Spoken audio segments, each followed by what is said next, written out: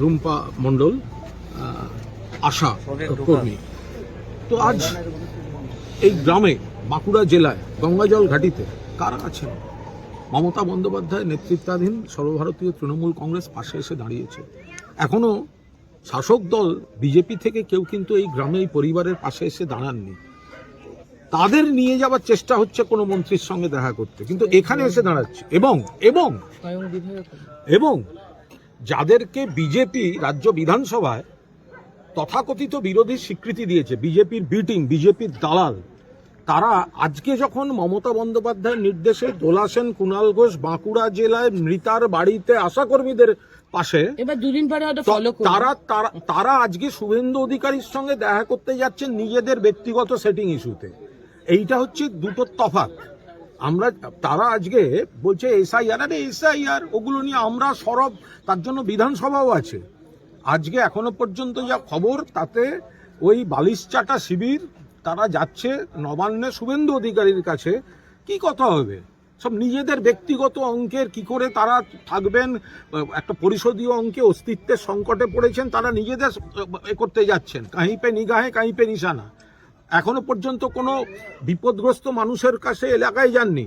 যেদিনকে মমতা বন্দ্যোপাধ্যায়ের নির্দেশে সর্বভারতীয় তৃণমূল কংগ্রেসের দোলা সেন, কুণাল ঘোষ বাঁকুড়ায় আশাকর্মীর পরিবারের গ্রামে দাঁড়িয়ে রয়েছে, সেদিনকে এরা নিজেদের অঙ্কে কলকাতায় বসে সেটিং অঙ্কে ওখানে যাচ্ছে। ফলে আসল বিরোধী কারা, মানুষের পাশে কারা থাকেন, মমতা বন্দ্যোপাধ্যায়ের স্রোতই থাকেন, সেটা আজকে আর একবার প্রমাণিত।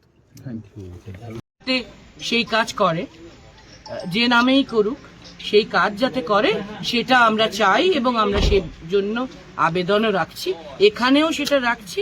এবং জেনেছি যে এনাকে যে তুলে নিয়ে যাওয়া হয়েছিল স্বাস্থ্যমন্ত্রীর কাছে, সেরকম একটা আভাস তিনি পেয়েছেন, কিন্তু এখনো কোনো সরকারি অফিসিয়াল ঘোষণা আমরা শুনিনি। সেই জন্য আমরা সেটাও একটু করতে চাইছি। কিন্তু আবারও বলছি, কুণালদা বলেছেন, আমরা স্পষ্ট চাই, প্রথমত মৃত্যু নিয়ে কোনো রাজনীতি আমরা করতে আসিনি। মমতা বন্দ্যোপাধ্যায়ের পক্ষ থেকে আক্রান্ত পরিবারের পাশে দাঁড়াতে এসেছি।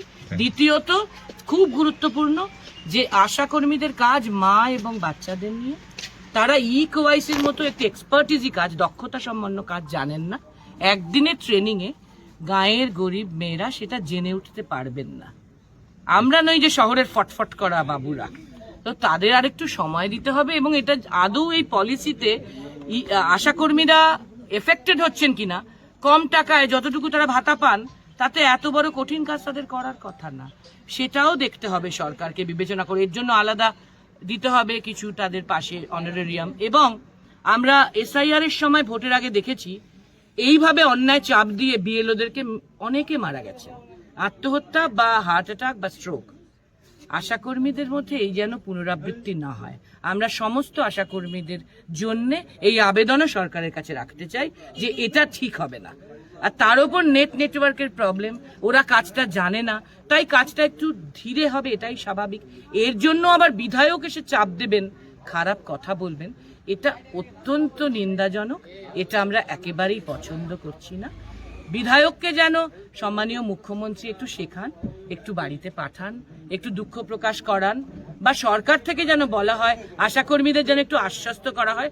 কারণ তারা যে দুঃখিত, চিন্তিত, ক্ষুব্ধ, সেটা আশাকর্মীদের মুভমেন্টে বোঝা যাচ্ছে।